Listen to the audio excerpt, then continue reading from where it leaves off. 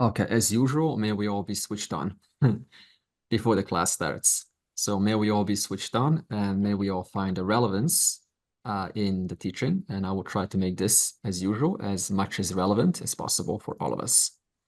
So because we are now in the topic coming out of Karma Yoga, which is how to live, and I will slightly revise Karma Yoga. We're coming out of Karma Yoga, and we are now going to the description of the wise person. So Arjuna, naturally, having heard about this way of living, right, that we call Karma Yoga, which is not just some Indian way, it's cross-culturally, right? Everyone needs to abide by a certain universal ethics. Everyone has this sense of disappointment when something's not right coming your way, nothing's going your way. So everyone kind of feels that disappointment.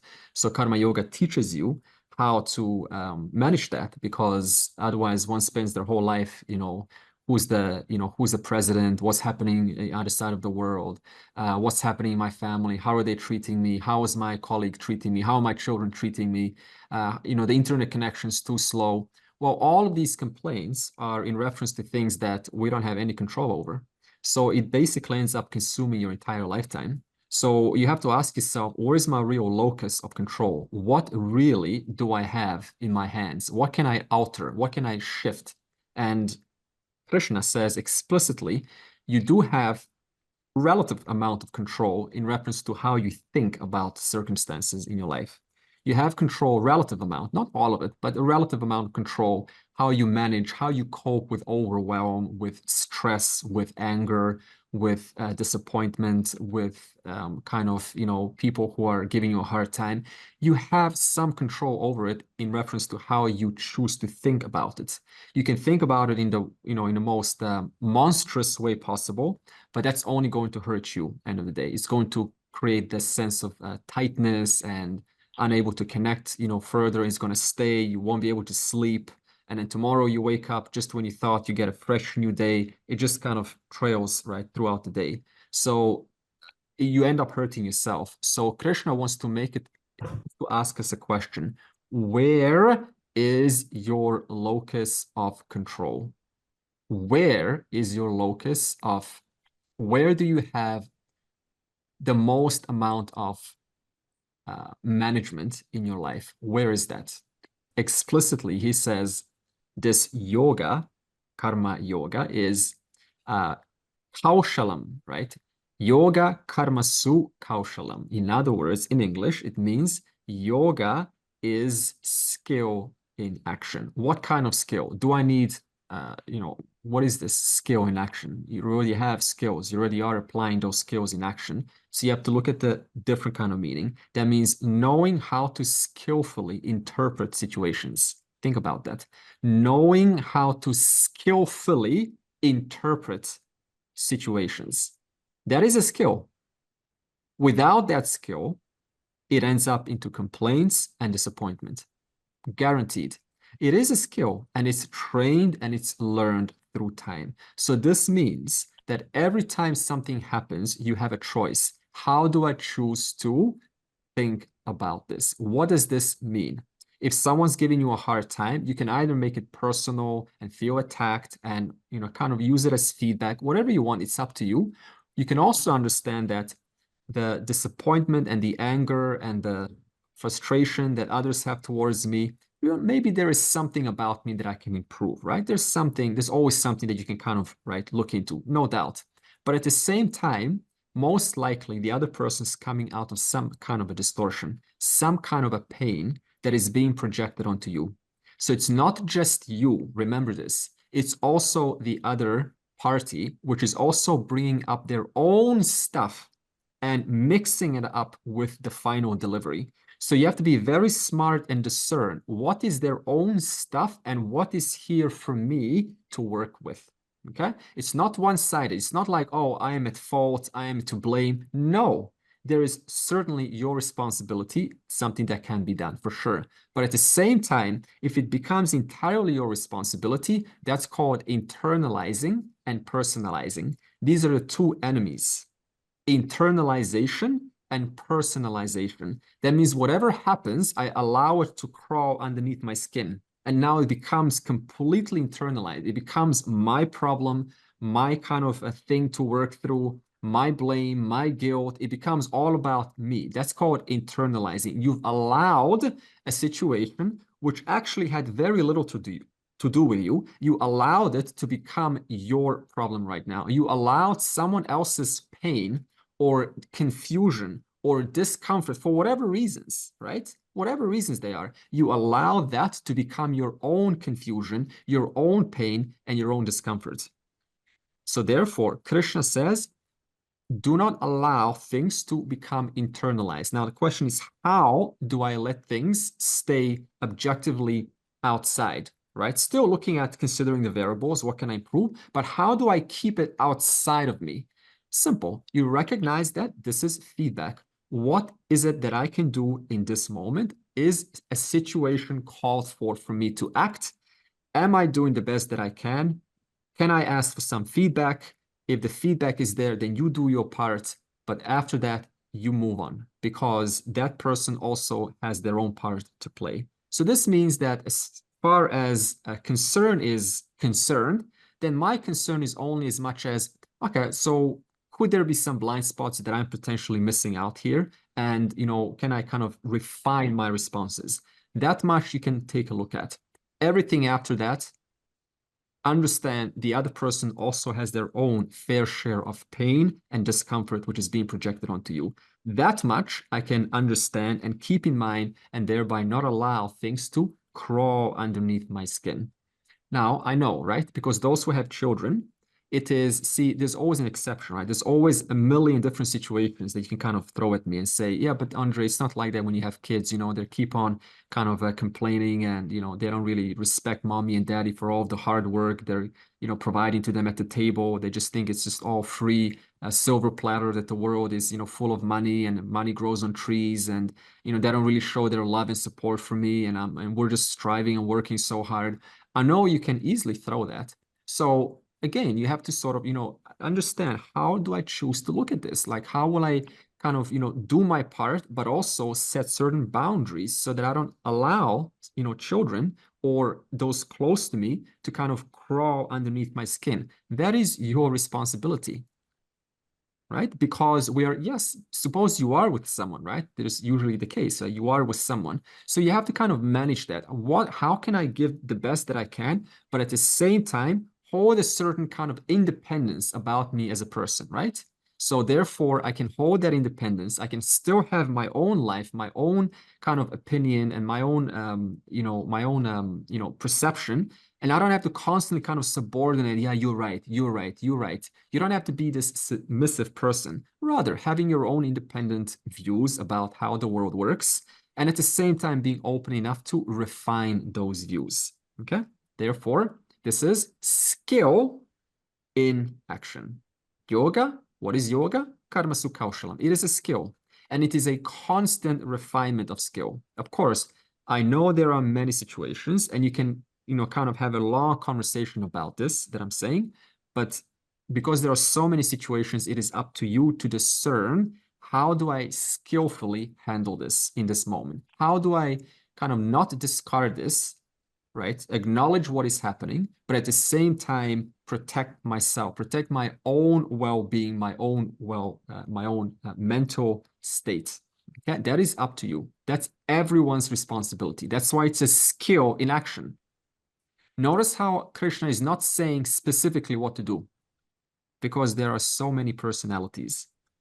Krishna is simply telling you it is a skill. It is up to you to figure out what is your vibe, what is your thing. How do you remain uplifted and positive and functional throughout or amidst the chaos, amidst the seeming chaos that is surrounding you. That is up to you to figure out.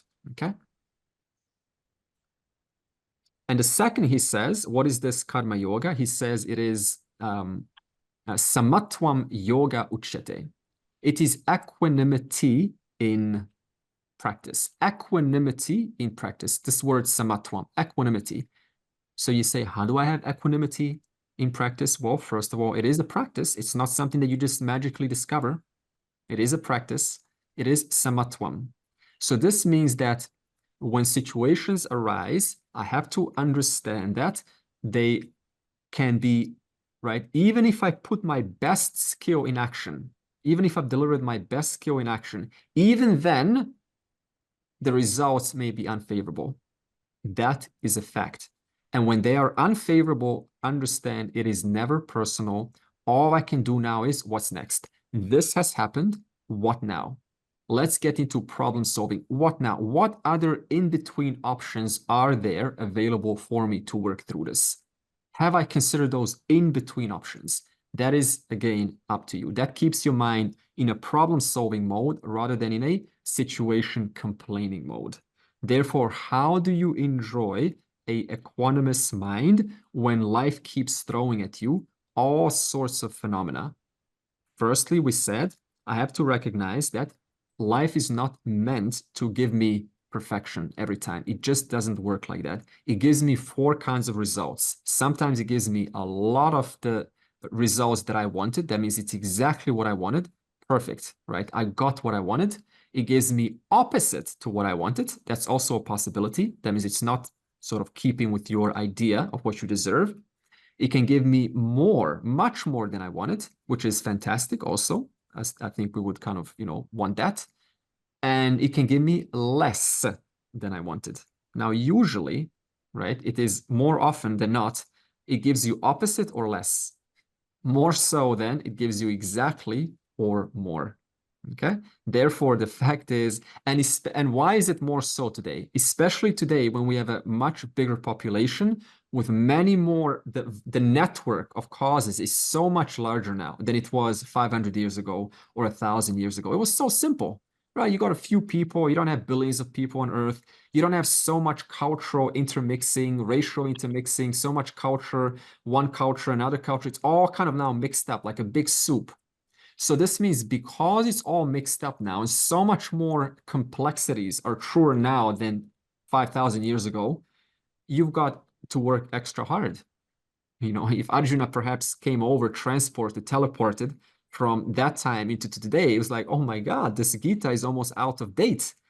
No, it's not out of date. You just have to become flexible to what is going on today. It's a lot more complex today than it was 5,000 years ago, but the Gita still holds true. It is an evergreen teaching. Back then, the results were of the four types. Right now, the results of the four types. But we have much more variety of opposite to and less than. And that variety you have to deal with. In fact, you and I have to deal with it. Why? Because you and I were too lazy to attain moksha last life. So every time you have to pay the price. That's the price you pay for kind of, swimming in this ocean of things, right, and objects. And therefore, okay, that's fine. That's fine. But guess what? You'll be born next life. And next life, you have more AI. You have robots replacing your wife. Your husband will be in bed with a robot and then deal with that. Why? Because you fail to attain moksha and get out of this whole cycle. Therefore, it gets more and more complex. You're laughing now, but just imagine, based on the AI news that I read a lot, and based on all of the phenomena that's going on, what's going to happen? They're already producing robots in Japan and China, right? All kind of robotic wars. You don't think they're going to commercialize this and sexualize this too? Everything gets sexualized, guaranteed. Everything gets sexualized nowadays. Therefore, this is the new phenomenon that's going to happen. It's already happening, yeah. So it's just pointing out what's true. Yeah, that's how it is, because people always want to discover some new hit. Now, speaking of hits, now that we are coming out of Karma Yoga, which I've revised Karma Yoga for us now, we're going to go into the topic of a wise person. A wise person is someone that has attained moksha, okay? Discovered, a better word to say than attain is to discovered the reality, discovered the truth, solved the problem.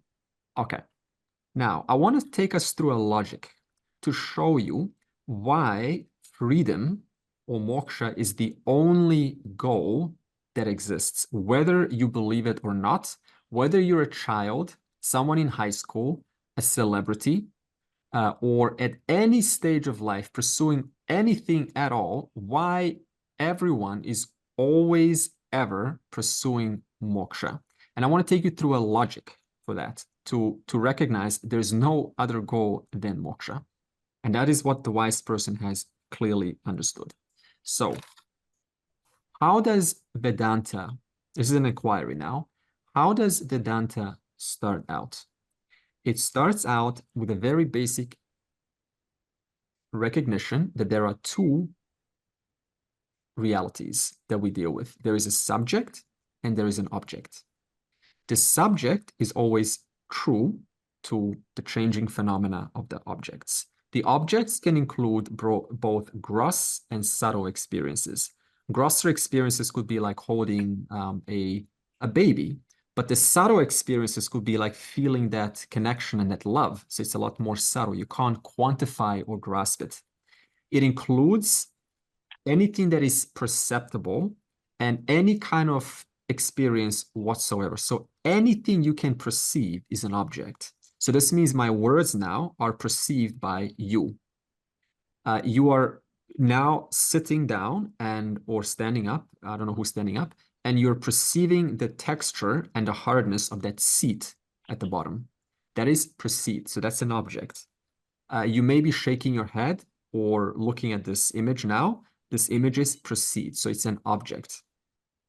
Now, what is that subject? The subject is everything that is known to such. So all of these things that I spoke of are known to me, the subject. Okay?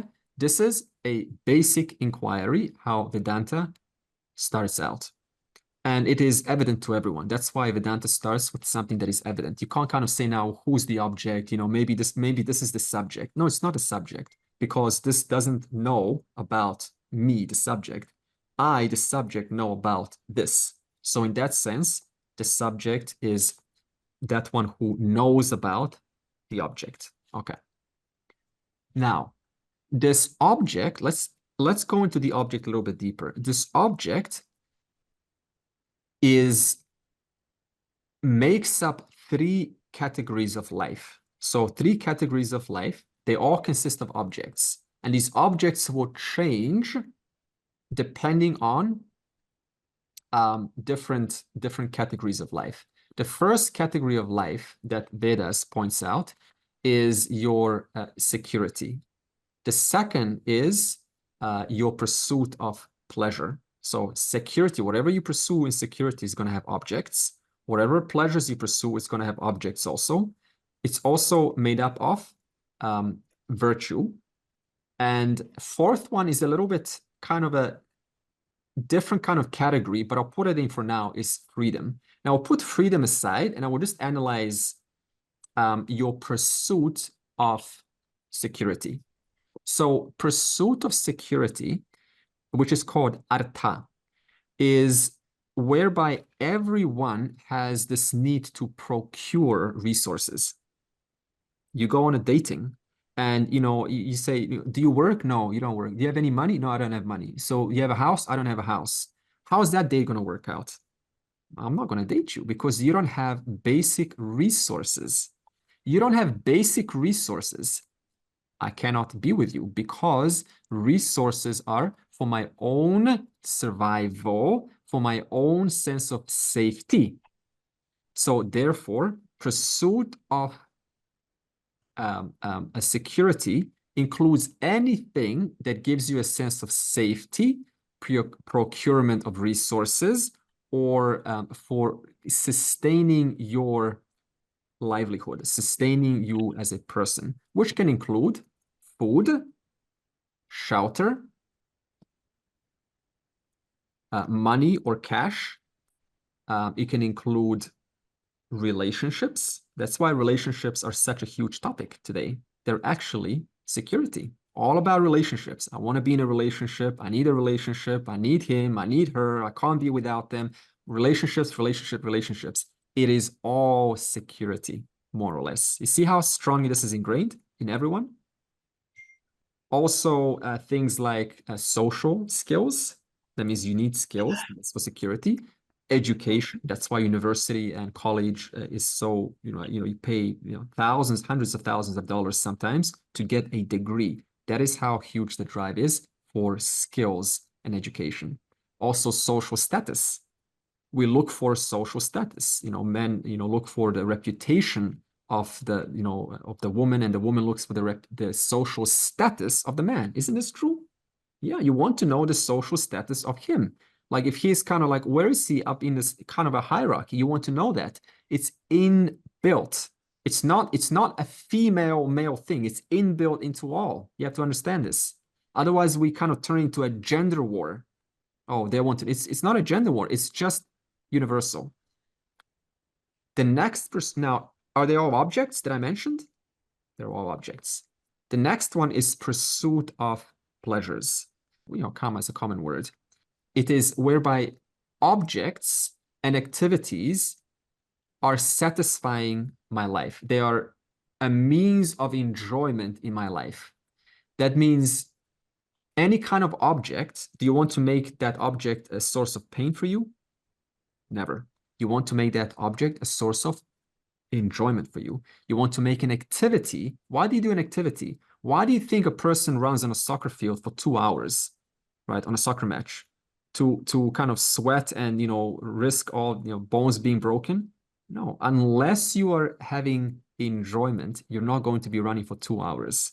So you can see how hard this drive is. Now, kama, the need to have my heart touched through poetry, through music, through movies, through entertainment, through intimacy, the need to have my mind stimulated through community. That's why communities are so kind of, let's build a community. Let's emotionally connect. I have that emotional connection in the family. It's a huge drive. Intellectual stimulation, that too becomes a kama. In fact, some people in Vedanta turn Vedanta into, which is supposed to be moksha, they turn it into kama. It becomes intellectual stimulation. And Vedanta is supposed to free you from all of this. Okay. Therefore, all of these things become a means to please yourself. Is this bad? No. Is this good? No. It's a design. That's all it is. Everyone has a need for have their senses touched or pleased in some way. This is kama. The next one is the pursuit of virtue.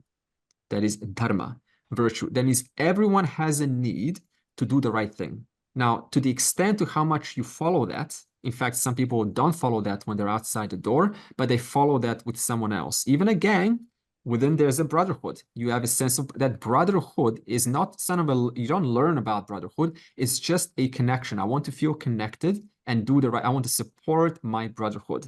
That is dharma. It's inbuilt, following the rules of the game. It is what everyone gets born with. Virtue, universal values. Okay, so these are the 3 primary goals of life that everyone more or less is to some extent looking for, but they all boil down to one single principle. I want one of these 3 to provide me a sense of security, a sense of security, pleasure, and virtue. But what am I looking behind all of that? Behind all of those 3? I'm looking for a subtle or a gross experience. But what am I looking behind a subtle or a gross experience? Something even deeper. Don't say it's an experience. I know it's an experience. Of course, someone's chasing for experiences. But what is something even deeper? Why do you want that subtle or gross experience? That's the question. You're looking for happiness. You're looking for good, Pankaj. You're looking ultimately for happiness or freedom. We will now see why these 2 words are exactly the same behind all of those experiences. Now, if you are honest to yourself, you will discover that even though they promise happiness or freedom, do they deliver on their promise? If you're honest to yourself, do they promise? They do promise. Do they deliver on their promise? They kind of deliver on their promise. But what if the promise is permanent happiness and permanent freedom? You will discover they don't deliver on that promise. Therefore, you will start to see that no object is capable of providing you permanent happiness and permanent freedom. Because people have chased this for centuries, lifetime after lifetime. In fact, that's why you're here, because you have chased for permanent happiness and permanent freedom for lifetimes. That's why you're here, still looking for permanent happiness, permanent freedom. So that's just one person. You times that by billions upon billions upon billions of jivas. That means every single person who has pursued karma, right, artha and dharma has failed. They have not found permanent freedom. Never mind one person. We're talking about trillions of jivas throughout the universe has not found that. And we can back this up through logic that no object can provide you or has the happiness within it. We can show this. Number one, no object pleases everyone. That means if you like an iPhone, if your happiness is in the iPhone, then the moment you give that iPhone or Android, right, to somebody, they should exhibit the same kind of happiness as you do. So no one object exhibits or provides happiness to all people. And not one object provides happiness to anyone all the time. What does this show you? No one object provides happiness to everyone, and not one object provides happiness all the time. It means that the object intrinsically doesn't have the power to give you happiness. And if it does, it doesn't give you permanent happiness. But because we are so conditioned to hanker after objects, because that's how the society is made, to hanker after objects in kama, artha, and dharma, what do? We don't analyze this experience and we go for another hit. Even though the object failed to remove that kind of limitation, right, that I felt, it failed to remove that permanently. Now the limitation comes back. I am small, inadequate, I need more. Then I need another object. And then again, that object, right, pacifies my mind temporarily, and it pushes aside that limitation that I felt about me, who I am and what I am. And what do I see underneath? I see what was there all along, happiness or fullness. And then the program, the voice, the narrative, the inadequacy comes back. And again, there's nothing to see. Happiness lost. Now I need another object. Then another object pushes that aside, that cover, that program of inadequacy pushes it aside. And again, what's underneath? You are underneath. Happiness is underneath. Fullness is underneath. And then again, so this constantly happens as a progression of one's life.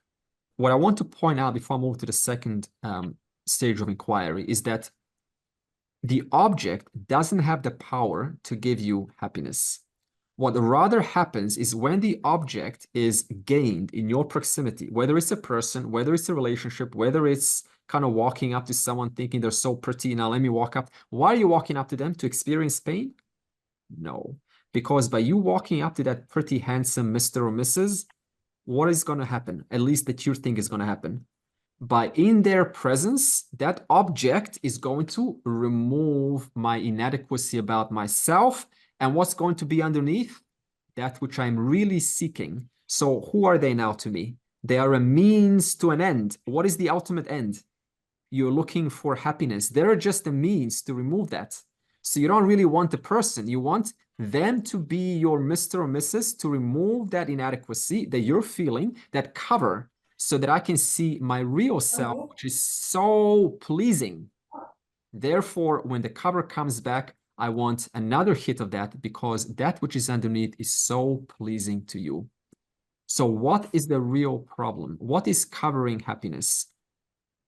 Your own subjective limitations. Okay. Now, keeping this in mind, let's go into the second part of inquiry. When action is performed, when an object is pursued, it is for the sake of what? Is it to make the other person happy, or is it to make yourself happy? It is to make yourself happy. So this means is that every action is done for the sake of removing that limitation, that cover, that means that you have to be free of limitation. Think about this. Otherwise, why would you keep on removing limitation to gain that which is very pleasing, unless you, because everything's done for the sake of yourself, your sake, unless you were free of limitation? Think about this. If limitation was your nature, suppose you don't believe me now, and you say, no, limitation is my nature. I say it is not your nature. Because if limitation was your nature, then what would happen? I would be happy to be limited. Ah, excellent. If limitation was your nature, you would be comfortable with your discomfort. Are you comfortable ever with your discomfort? Because what is discomfort other than limitation? Limitation equals discomfort. Discomfort equals limitation. So if your nature was limitation, you would be comfortable with discomfort. When discomfort is there, you would not be motivated to remove it. That means in the presence of limitation, you will be totally okay, but nobody's okay in the presence of limitation, nor would you ever seek to alleviate when limitation is in your life. But you always seek to alleviate or remove limitation in your life. Isn't that true? Nobody likes discomfort. Nobody can stand discomfort or limitation. You always want to remove limitation or discomfort. Nobody's happy in the presence, being in the presence of limitation. And when there is a limitation, you're instantly motivated to act and remove it. Which tells you what? And who's doing that? I am doing that. So what's the nature of this I? It has to be free of limitation. Look at it like this. The fact that you are seeking to remove limitation. Who is seeking to remove limitation? Me. I am seeking to remove limitation. So then what is the nature of that I? It has to be freedom from limitation. Another way to put it is like this. Why do we seek happiness? Why do we seek happiness? We seek happiness because it is so pleasing to us. Who is seeking happiness?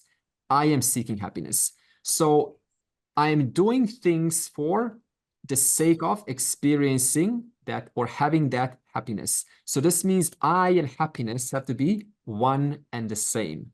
And you can further prove this. Who wants unhappiness? Nobody wants unhappiness. Happiness is in your life.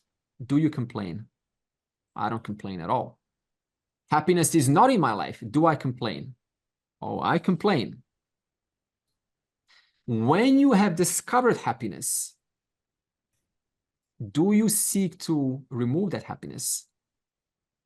No. I have discovered happiness. I don't dare touch it. Nobody wants unhappiness. And the happiness that I've already found, leave it alone. You see this? So what does this mean? And who wants to do this?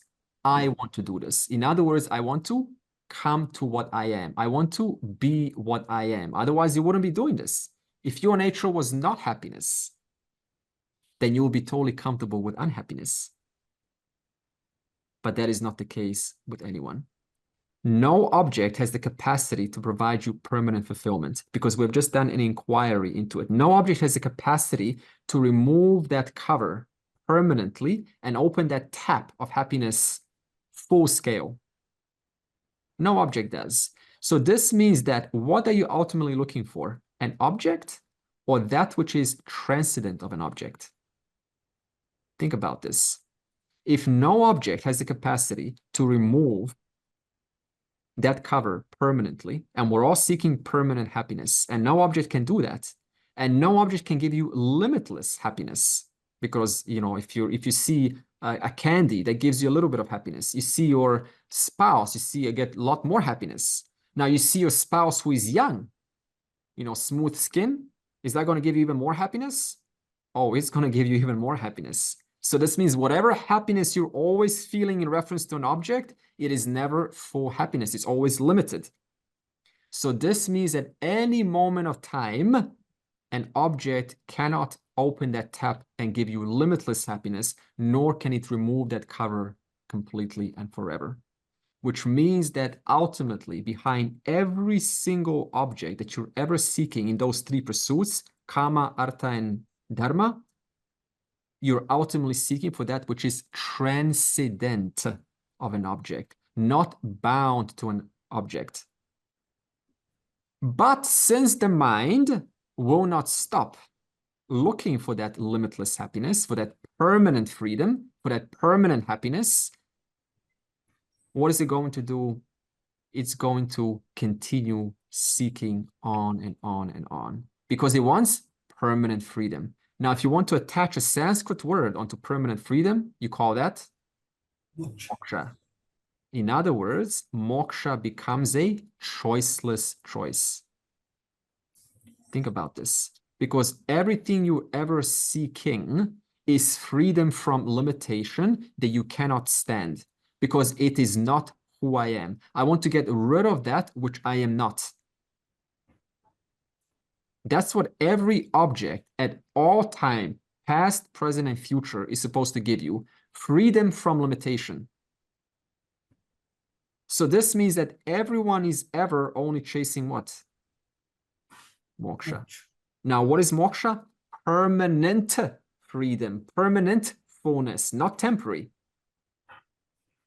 And everyone wants permanent freedom, permanent fullness, because nobody is happy with fleeting happiness.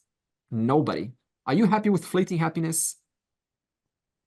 Look at this. Are you happy with fleeting happiness? No. Which means what? You have to be permanent happiness.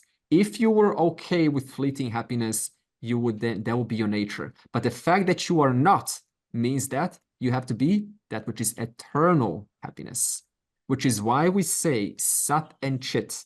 What is the nature of Sat and Chit? It is Ananda. It is limitless Ananda, limitless happiness, fullness. That is why nobody is going to stop until they come to moksha. Think about the implications of this. It's huge. This is Rishi's logic, how they come to and arrive to the fact that moksha is the only goal. All of these other three, kama, artha, and dharma, they're just incidental. They're just functional. And thereby, this is what the sthita prajna, the wise person, has figured out.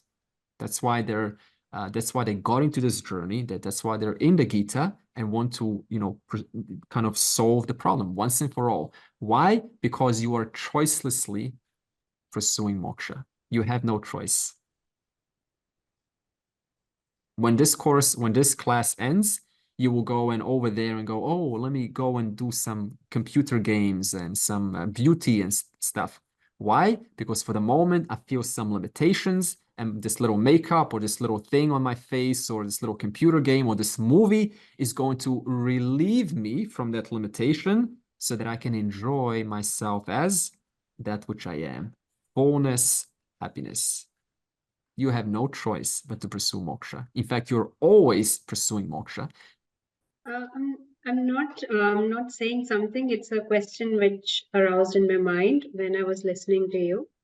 This equation of happiness, as we have discussed, is very complex, and it has many arbitrary values, which I think we still, as a person, we can't figure them out. Like we can figure out few constants, and then we try to resolve this complex equation of happiness. That is the first question. And second is, what is the true nature of happiness?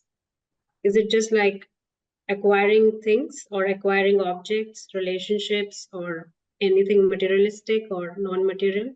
Okay. These are the two questions. Okay, so the first question is, what's the nature of happiness? So happiness is, okay, rather than answering, I want you to connect to your own experience. So when there is happiness and you get that object of desire, right? It brings what we in English call happiness. But in that happiness, what is your, for the lack of a better word, experience during that moment? Are you kind of like asking for something more or feeling dissatisfied about things or your complexities of your life or thinking how you're inadequate and small and you need more, and thinking about the universe and how you don't know, and the complexities of the happiness equation, and what needs to be done tomorrow, and whether your gender is this or that, or who you are as a person. Is any of this there while there's happiness? Are you thinking, are you actively engaged in life questions and feeling a sense of kind of incompleteness during moments of happiness? When you are happy, okay, just happy. I don't know what moments of that. I want you to connect to a moment of happiness. Okay, just just exhilarated. I mean, whatever happiness is. In that moment, what is your experience? I'll start, and then you can see if you relate to me. In that moment of happiness, there is fullness. I am myself. Nothing in this moment is missing. Everything is here. I don't wish anything more in my life. Nothing else can complete me in this moment. Nothing else can complete me in this moment. In this moment, I am complete. Now, would you like to say something about that? What is your experience of happiness? Genuine, from heart. Well, I agree. There can be some moments where I can feel all this, but instantly after all that, I just remind to myself, or maybe just the thought appears that this is all transient. Okay. So I cannot enjoy it for a long time because there's a thought which pops up, or like, this is transient. Good. Move to the next thing, or there's something else I have to seek for. Okay, good. Now, this is another kind of a thing. So it is transient, okay? But we're not talking about once it's finished. We're talking while you're in it, okay? Because happiness becomes a glimpse of who you are. Because as I said, during moments of happiness, nothing is missing. There is no object that I desire anymore. That's why I want that object, okay? Because when I get that object, in the presence of that object, there will be no object. It will just be me complete, right? Without any desires to connect with the object. Notice how there is unhappiness as long as I want to connect with the object. Whole world is chasing for this. I want to connect with an object. I'm unhappy. Finally, I got the object. And in that glimpse, 1 second, as you say, or whatever it is, 1 millisecond, there is happiness, but very quickly it goes away. Yeah, I agree. Look at this. Why would you go through such a hard extent and so much money and so much work and risk just to get happiness for 1 millisecond? Why is it not only once, but over and over again? Would you do this would you do this for somebody else? Would you spend your whole lifetime and risk so much knowing you're only going to please some person over there for 1 millisecond, and you spend 5 years working, getting your promotion and getting that social standing and, kind of being someone and, getting the perfect body to please someone for 1 millisecond? I don't think so. You're going to please yourself for 1 millisecond. The 5 years was worth it. That's why people chase large, huge goals for 5, 10 years, even if it's 1 second worth of happiness. You see how powerful this drive is? All I want is to get in touch with who I really am. Otherwise, it wouldn't take so much effort to connect to yourself, to your true self. So the answer straight up is like this. What is the nature of happiness? That was your question. Happiness is a glimpse into your nature. It's a glimpse. It's just a taster of your fullness.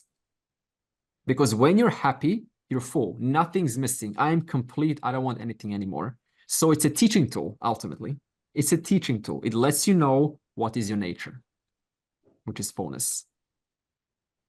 So yes, happiness is an emotion, okay? Let's get this straight. Yeah. It's an emotion. But in the happiness emotion, what's something even deeper? I am in touch with myself. I don't want anything in this moment. I am full. Even if it's for 1 millisecond, it is totally worth it. We are always desiring for something. And let's say I want a white t-shirt of XYZ brand, and it's my desire. And it keeps on changing with the time, or just I want a new jeans or a car or anything. Yeah. But is it possible that we fix of the few of these values? Okay, this is what I need, and that's it. And then on the top of that, we seek we seek happiness because we have few things constants now. Otherwise, it's just like a nature of desiring for the next thing, the next thing, the next thing.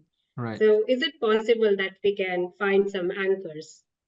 If I've understood, the question was a little bit ambiguous, so I will just try to put some concreteness to it. So right now we're performing the analysis of happiness for the sake of recognizing ultimately you want freedom, moksha. So moksha is who I am. Now, I think what you're saying is in terms of practicality in like ordinary life, that's why we have these three goals. Even despite knowing that my nature is fullness, there is still a person who has a certain need and a desire to kind of surround themselves with relative pleasures, relative security, relative virtue, right? In fact, you don't surround yourself with virtue, virtue is practiced. In fact, you can surround yourself with virtue, right? With people who are positive and thinking and they keep you upright. So you can. So all of those factors, do they not contribute to your happiness? They do. Of course they do. If you hang around with kind of a toxic personalities while looking at life in a dark way, then it's just going to reinforce those patterns in your own mind, which is going to bring even more covers, even more voices, making it even harder to enjoy my, happiness if it's even for 1 second anymore. Therefore, it's also now becoming in it for you to have a relatively organized life, to increase those moments where it's easy and it's not so difficult for you anymore. So everyone has those variables that they can slightly modify. If my house is dirty, and it's all kind of dusty, I've got to do something about it, clean it up. If there's too much noise outside, I can move, right? So those things have to be addressed and they serve your well-being. Now, I think this is, if I got it, what your first question was about. Yeah. I think you got it. But I'm saying that as an individual, we can figure out few of these things, and then What can we figure out? We can figure out what makes us happier, or what gives me that positive outlook on the life. Maybe the people I surround myself with, of course, or the just only few materialistic things I can have a control on. Like expand on the things which gives me positive outlook / happiness on the life, and minimize on the things which are just objects or like just do not add much value to the system. Of course, and that is that's part of living, right? But at the same time, you have to know that the very person who's doing that, their value for objects will change too. So what is very attractive to you one day is going to be repulsive tomorrow. And that, it's true, right? We can all relate to this. And then when it's kind of, you're in a better mood, someone gives you a smoke or you kind of have a chocolate, and now your entire mood has changed your perception. Again, that person is now no longer repulsive. Now they're kind of the most beautiful, precious thing I've ever seen. So even the person is going through constant value attributions towards objects. Therefore, what you attribute today won't be attributed tomorrow. Therefore, the object is changing, and the very subject's opinion about the object is also changing. Okay? True. Okay. Therefore, so now let's put this kind of, okay, where does all of this fit in this whole conversation? There is a certain, part that you have to play in terms of, right, surrounding yourself, right, with relative amount of comfort. But at the same time, don't expect that comfort to give you that permanent happiness. That's where it all goes wrong, is that I kind of spent so many years surrounding my life with money and big house and health and big muscles and beauty. But since you're changing yourself, right, you see something different, and your whole value for life changes, your whole opinion of life changes. And all of those things now that are spent for so long, they lost their shine, their preciousness. Therefore, that's why Krishna advises, right? You have a certain objectivity in terms of what's the real value of these objects. What can an object do for me and not do for me? This much I have to be clear. If I'm not clear, what do? We ask and put burdens onto the society and people and our surroundings, asking them for things that they cannot deliver. And that brings them pain. Come on, you're supposed to do this for me, do this for me, do this for me. And they can't. They're not kind of, made for that. Now they become, so your own demands make another person unhappy. And now they're kind of resentful. And that passes on as passive aggressiveness back onto you. So it's a whole cycle. So you have to be very careful. What place am I coming from when I am kind of, surrounding myself with these objects? Any moment, these objects could leave. Now, the inquiry was not about whether the objects leave or not. The inquiry was simply to point out, ultimately, what you are seeking behind all of this experience of life, which is nothing but objects, isn't it? It's just objects. Day by day by day, it's just objects. What are you ultimately seeking in all objects? Seeking happiness You're seeking happiness. in the object. And okay, good. And now to get back to your own question, what is the nature of that happiness? What is it? What is happiness? Emotion. Excellent. It's an emotion. But what is underneath that emotion? What is happiness actually pointing you to? True nature of self, fullness. Fullness. Good. Fullness, completeness. Nothing is missing. I don't need to have anything in this moment. I'm not thinking about my problems right now. I am completely fine in this place, if you want to call it a place. Okay. Therefore, all consumerism, all object pursuits, remember this, ultimately, behind all of that, it is a pursuit of moksha. Therefore, Vedanta cuts through all of this and says, objects have a valid place in your life, no doubt, but don't get caught up in objects, because ultimately, what you've been pursuing through all of these years is moksha. Therefore, let's show you the means to moksha. That's how Vedanta works. Why? Because we're enforcing it onto you? No, because that is what you want. Through analysis, you discover what you really want is your fullness. So it's not Vedanta telling you what you should have. It's just pointing out, and you go, oh, through my own analysis, I kind of relate to what they're saying. Therefore, I've got no choice, because ultimately, I'm not looking to suffer in my pursuit of objects. I don't want temporary happiness. I don't want to remove the happiness that I already have. I don't seek to kind of diminish the happiness that I have. I don't want temporary happiness. Vedanta says, we know that. We knew that since beginningless time. Now, here's the formula to discover that which is always true. And what is that formula? What's the essence of that formula? That the nature of the object that you're pursuing and the subject, the object and the subject, their nature is one and the same. The substance is exactly the same. It is like the wave is pursuing another wave in the ocean, in the vast ocean of many options.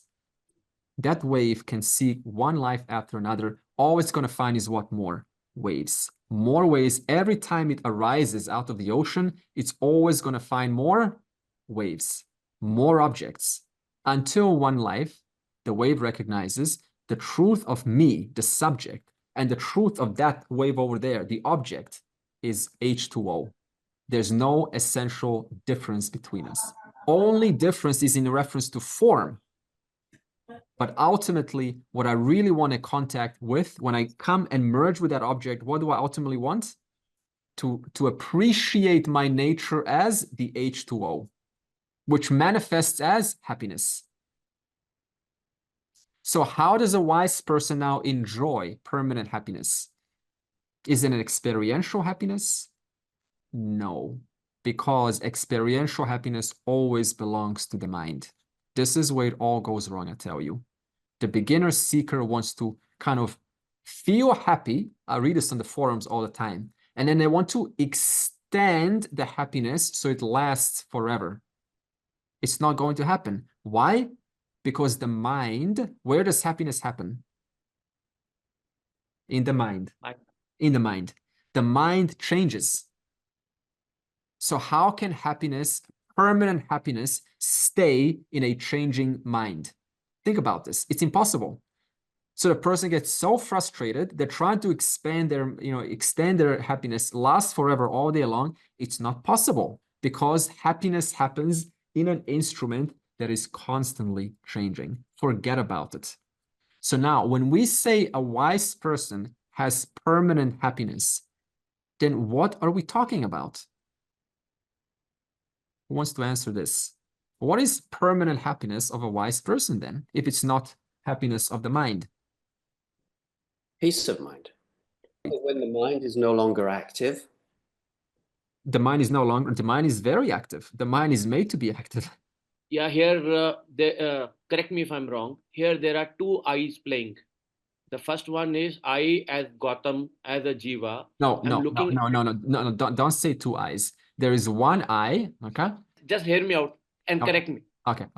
I as Gautam, who does not know the real self, is looking at worldly things and looking for happiness at those worldly things, trying to attain them. Till the time I come to a Vedanta class, I am inspired by the real life, the real happiness, but I don't know about it. Okay. So, inspired by that real life, but not knowing it, I have come to a Vedanta class, and I hear the temporary I, the BMI, the Gautam I looks at the real I. The wave realizes that I am the ocean, and therefore the happiness is in the faculty of mind, in the realization that this is equal to this. The small I is equal to big I, and therefore I don't require anything else. Okay. The last statement was good. So the reason why I don't say two eyes, see, there's one eye, and see, and now that one eye, which is Brahman, there's only one eye when we speak. When you say I, okay, when I say I, right, and when you say I, whether you say it or not, what you're referring to is this, the final reality.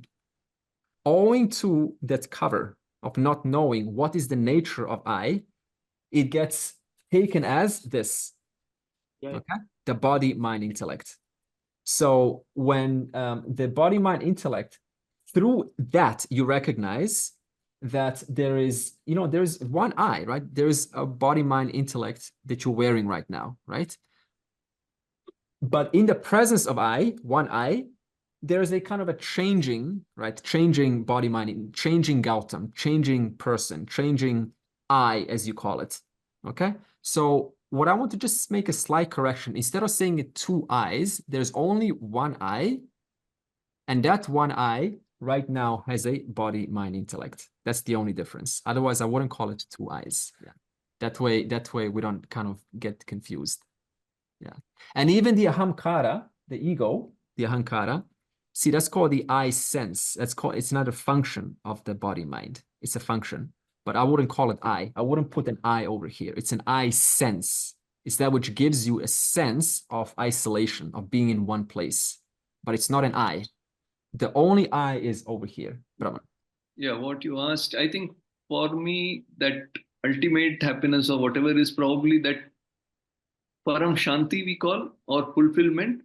Like you're not seeking for anything outside to really feel happy anymore. Okay, yeah, that's very similar to Gautam. Like maybe sleep, right? We feel so good in sleep because there are no objects. Yeah. Experience word is wrong. But being in that state, even during the waking state. I have a question about let's say that I am in this jagat. I am a nurse. Okay, so in this understanding, can I say in the presence of awareness, this body has nursing skills. In the presence of awareness, this body has? In nursing skills. Let's say that I'm a nurse. Yeah. I'm a nurse working in a hospital, let's say. Yeah. So I am not, since I am not a doer. So can I say in the presence, in my presence, which I am awareness, pure awareness. I am self-aware because I am not another body and I am not a mind. So in the presence of awareness, I performing the nursing job, or how do you say that? Yeah. How do you address? Sure. So in the presence of awareness, although this is not a question. So see, it's not part of the question that I asked. What makes the wise person enjoy permanent happiness. But let me get to your answer. So in the presence Yes, I'm so sorry. Yeah. so in the presence of awareness, there is a body mind, which is a function, right, of how it's supposed to act. It's based on program or software. There's a software in this hardware. In the presence of awareness, this body does what it does. It's empowered to do what it does, like an appliance, right? An appliance is provided by electricity. So we got a couple of appliances here. We got whatever, how many appliances, a couple of dozen appliances, and they're all kind of, having the same electricity flowing through them. Yeah. One electricity. So now every appliance is going to do something different according to its nature, right? If you're a heater, you're going to heat. If one's a loudspeaker, they're going to project sound. If one's a fan, they're going to spin. So that nature belongs to the body-mind complex. And that's the result of the conditioning and your karma and, all of these things that it's programmed to do. But that which illumines, lights up that instrument, this instrument, that instrument, this instrument, that is that one awareness, which is Brahman. Okay? So right now, okay. Yeah, but how can I kind of help myself like reprogram the mind, because I'm not a doer. So how can I say like for practical purpose, like, because this body is like empirically, like functional purpose. If I am a nurse, so how can I talk to myself and say, Sandra, in the presence of this pure being, you performing some skills? Okay. I understand where you're going. So what's happening now is you're mixing it's mixing up this reality with this reality. Okay. See, understand this. Moksha is an understanding. Moksha is understanding that I, the real I, Brahman, is awareness. In the presence of awareness, there is a body-mind complex called Sandra. Right now, Sandra is shaking her head and listening and processing these words and hearing me speak very, very slow. Every word this instrument can capture and process, and it knows exactly how to process it and what to do next, doesn't it? Now, throughout all of that, there's awareness, isn't there? Yeah. Can you do anything about that awareness? No, because it's effortless. It is self-shining. In the presence of that awareness, there is a Sandra who is processing and listening to these words, which is, as I say, it's a body-mind instrument. It's like an appliance. It's just doing what it does. And it has to do what it has to do. So now to say, how do I, like, why are you even asking that? Because even to ask, how do I, kind of recognize that I'm not a doer, even while saying that, there's a presence of awareness lighting up that thought too, isn't there? Even if you ask yourself about, what should I be doing? If I am not the doer, then how do I really control this body?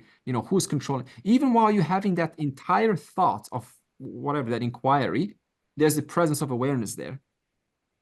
Yeah. So that awareness doesn't need to be touched. It doesn't need to be inquired. It's self-evident. It's always there. Even now, as I'm speaking to you, there's an awareness of these words.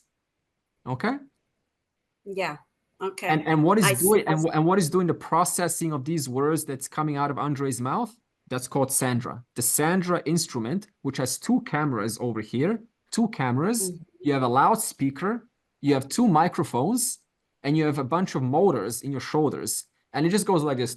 Hey, Andre, I have a question of you. Da, da, da, da, da. And throughout the entire process, there's a presence of I, there's an I there, an awareful I, there's a conscious being, which is you, who else is going to be? There's a conscious being in whom these sensors are working and responding to another instrument, which also has sensors and responding. Okay? So you need not touch awareness. It's evident. That's not the issue here. Just trying to answer your original question, which was, how to deal with this permanent happiness. Yeah. Why does a wise person enjoy permanent happiness? If permanent happiness cannot be in the mind, then how does a wise person enjoy permanent happiness? I want to know. Okay. So what I've started to kind of experience is once you understand that I am already full, I am already the whole, I've become more detached from my emotions. So all the pain becomes less painful because it doesn't belong to me. Okay. And the same thing with the pleasures. The pleasures become less desirable. I don't seek as many pleasures because if they come, great, I'll enjoy them but I'm seeking less because I know that there isn't a point to that, and I don't need it. Okay. I have all that I already have. And when I say I don't say, I'm not talking about Leo. Okay. Okay. I could counter this and say, when there is pain inside the body, you cannot deny and say this is, this is pleasure. That's not reality. When there is pain, there is pain. But how is it that even during pain, the wise person remains full, even when there are hardships in life? Yeah, I'm not saying I don't feel the pain. Yeah. I definitely feel it, and I definitely need to. When there's problems, if I ignore them, they'll get worse, and the pain will get worse. So it doesn't mean I can't. I still have to function and to acknowledge the pain, acknowledge the problems, and like you've been saying the last few sessions, try to do the same or something different or nothing at all. Okay. And normally it's trying to do something different. So, so it's still addressing, but at the end of the day, it's saying, okay, didn't work. Right. Okay. It doesn't matter. At a certain level, it doesn't matter. Yeah. But yes, of course, I go back to it does matter because I have to navigate life. Yeah. The empirical. And the same thing with the pleasures. Yeah, and the same thing with the pleasures. Like, okay, I'm not just going to concentrate on the pain. I'm going to try and seek some pleasures as well. But there isn't that urgency that, I need it. Right. Very good. I'm going to do an action now that's going to give me pleasure. Okay. But, doesn't matter too much. Doesn't matter. Okay. Very good. Nice. So the person, the wise person who has attained moksha, it's a permanent identity shift from the jiva to the true nature, which is Brahman, and therefore, or Atman, and therefore their identity is no longer within the happenings of the mind or the world. It's actually steady in the understanding that it is beyond that and fulfilled. I was actually going to say the same thing. I was going to say it's identifying or not identifying with the whole jiva. Okay. Not identifying with your personality or who the false self, shifting that identity to your true self awareness. So I was going to add. Okay. So the essence of this contribution, which I really appreciate, thank you so much, all of us, is that there is a identity shift and there is a certain regulation of your emotions, regulation of your thoughts. Like, what can I do here? If I can't do anything, then you look at your part. What part can you play? And if there's nothing you can, then you need to let it go and have your fallback with something larger in life. Need to continue to look at. The other aspect is that there's an identity shift, as Michael said, which means that whatever happens to this person, as it will, guaranteed something will happen to your personhood also, to the body mind. Ultimately it doesn't kind of influence you at all. It doesn't, because you are Purana, you're ever new, you're ever fresh, you're Nityam, you are eternal, you are Shashwatam, you are you continue to be unaffected by situations, and that means you're unmodifying. You're always who you are, no matter what. That means you're never contaminated or touched by the pains, by the ills, by the wills, by the small things that are going on in your life. Yeah, the body is going through that, but you ultimately remain totally, utterly pure, untainted, clean of any happenings that are going on to the person. So this is what we said so far. And Ashish?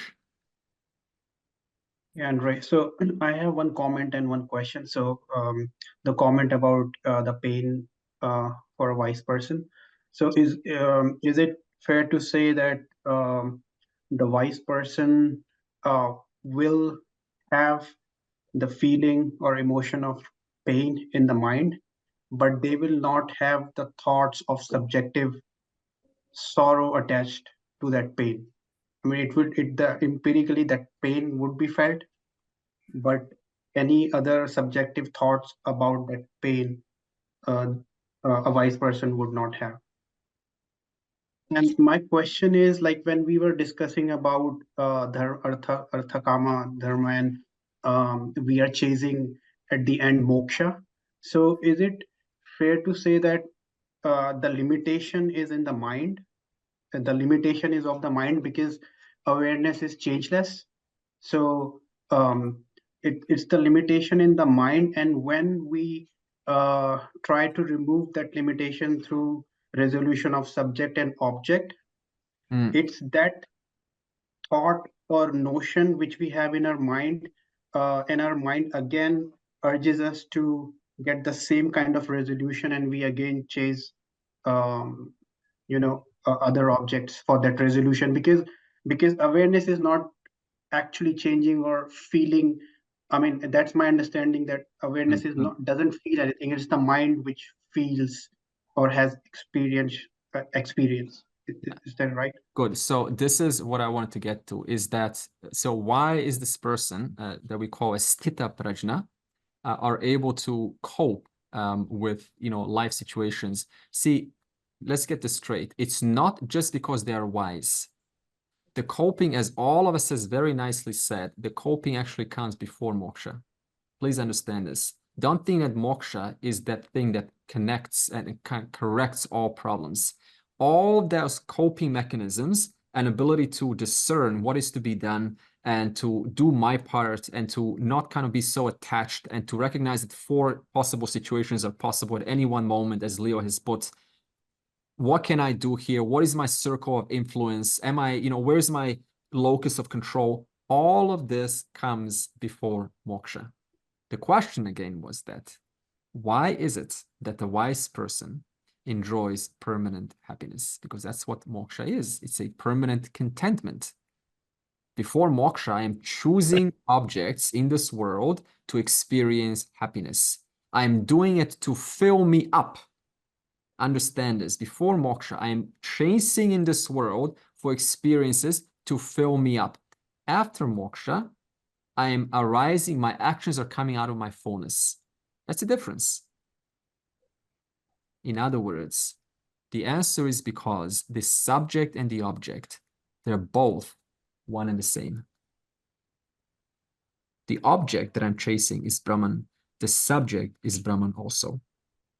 Another way to put it is, all that is here is Ishvara, intelligence. There are different appearances, different forms. In the stage of ignorance, the unwise person, how do they look at an object? Different from me. When moksha takes place, I see that object like 2, whatever, take, a cup, right? 2 cups of something, right? You have a small cup and you have a big cup. The small cup thing, it's different from the big cup. They're both made out of ceramic. So knowledge helps you recognize that the content of both me, the subject, and the object, it is one and the same, only change in appearance.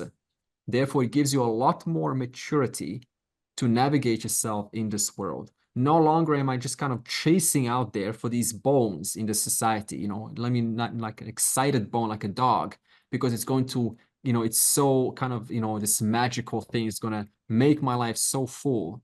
It's just intelligence. It's this Ishvara. It's Ishvara. So ultimately, all that is here is one content.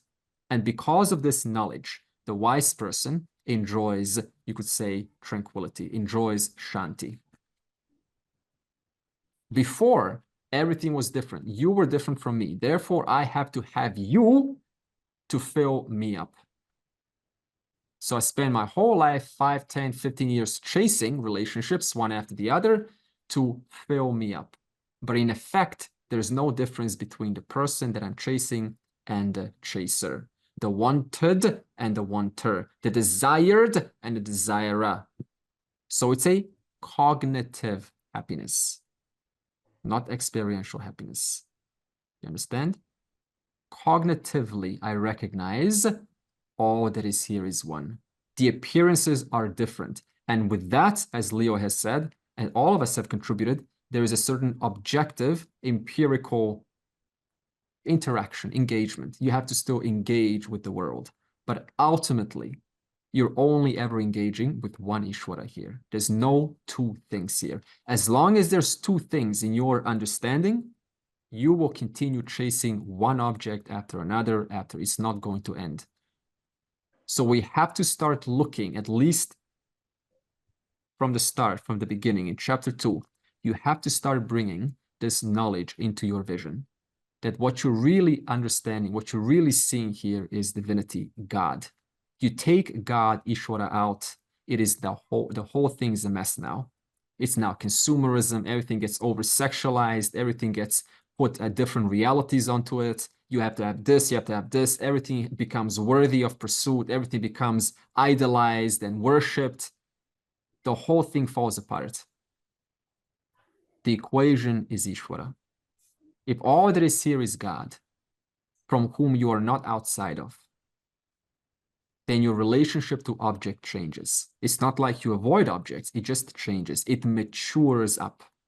I appreciate a certain divinity behind an object that I deal with. It's no longer just an object for my transactional reasons. Get rid of it. Okay, what can you do for me? Okay, goodbye. This stops.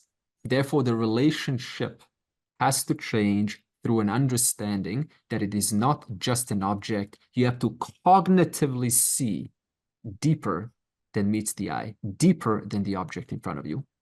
This is why I used examples before. If I said it in his course, when you can go whatever in the forest, it's not just a tree anymore. It's not just a tree or a cloud or a sun. It's an expression of Ishvara, like an ocean. It's an expression, one ocean, millions of waves, an expression of one ocean in whom we are all participants of. And you got to do your part while you're in that ocean. You got to do your part. But while you're doing that part, there's a little wave. You never forget, I am not away from this order. I'm not outside the order. I never was outside the order. Therefore, it gives you a certain tranquility, a certain peace, a certain composure, a certain focus. Let me do my little part, my circle of influence. I will do my little part as a wave in this ocean. But I never forget my nature. And because you never forget your nature, you enjoy what's called cognitive fullness, cognitive happiness. The experiential happiness for a wise person still comes and goes, but when it's gone, still what remains for the wise person, cognitive happiness, cognitive fullness. Even if there is not one glimpse of happiness or joy to be found, who am I? I am the whole thing, the whole ocean. Because the body and the mind is not meant to experience happiness 24/7, as I said. So you're not going to find peace of mind here. Sometimes you will, sometimes you won't. You're not going to find tranquility here. Sometimes you will, sometimes you won't. You're not going to find, what do they call, oneness, experience of oneness here. Sometimes you will, sometimes you won't. Let the body experience. Let the body have its own phenomena. That's what it's designed to do.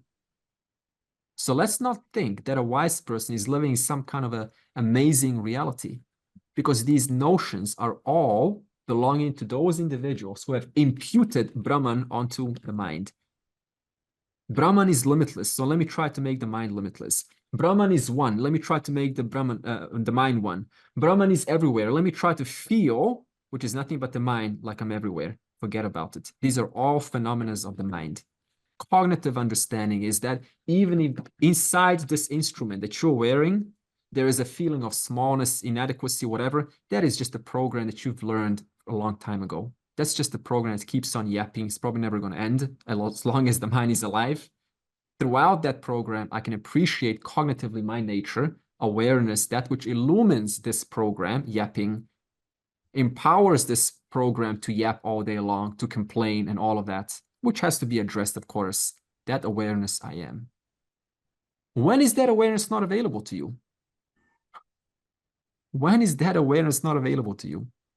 It's never not available. It's always available.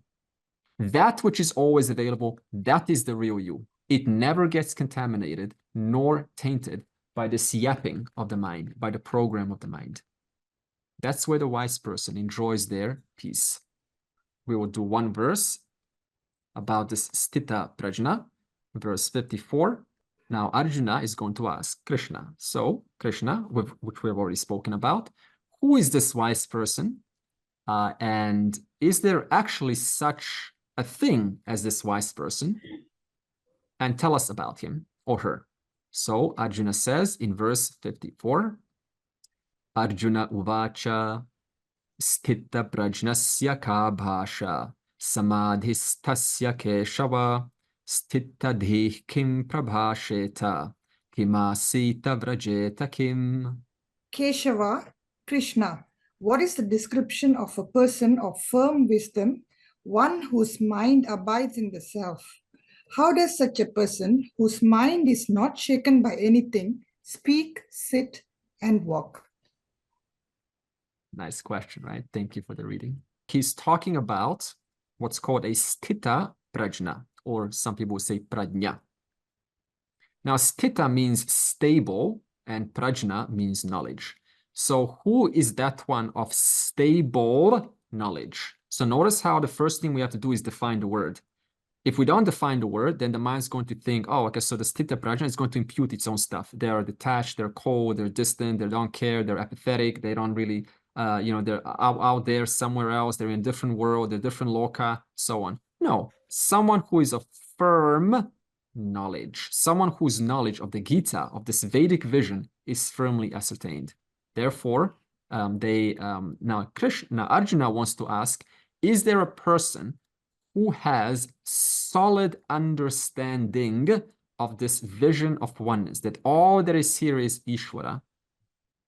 Is there such a person, and who understands that his or her nature to be one I that we have spoken of, who has completely assimilated it, where it's not a matter of reminding yourself, oh, let me just remind, oh, I'm Brahman, that's right, I'm pure and I'm eternal and nothing affects me, who doesn't need to remind themselves, where it's automatic, spontaneous, they are living the vision as the vision itself. They're not different from that vision. They are the vision. Is there such a person, Krishna, and how does he or she sit? I guess they sit like anyone else, right? How do they walk? They definitely walk like anyone else. How do they smile? Like anyone else? How do they talk? Like anyone else? How do they, or am I even asking the right questions, Krishna? And Krishna is then going to answer this, and he's going to say in verse 55 that how does the wise person deal with desires? And this is a big question, because we often think that the wise person is devoid of desires.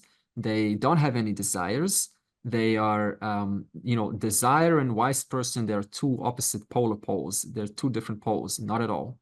And Krishna is going to very nicely and bring it down to earth that the wise person has the ability to give up desires. Give up desires. What does this mean? We will see this next week.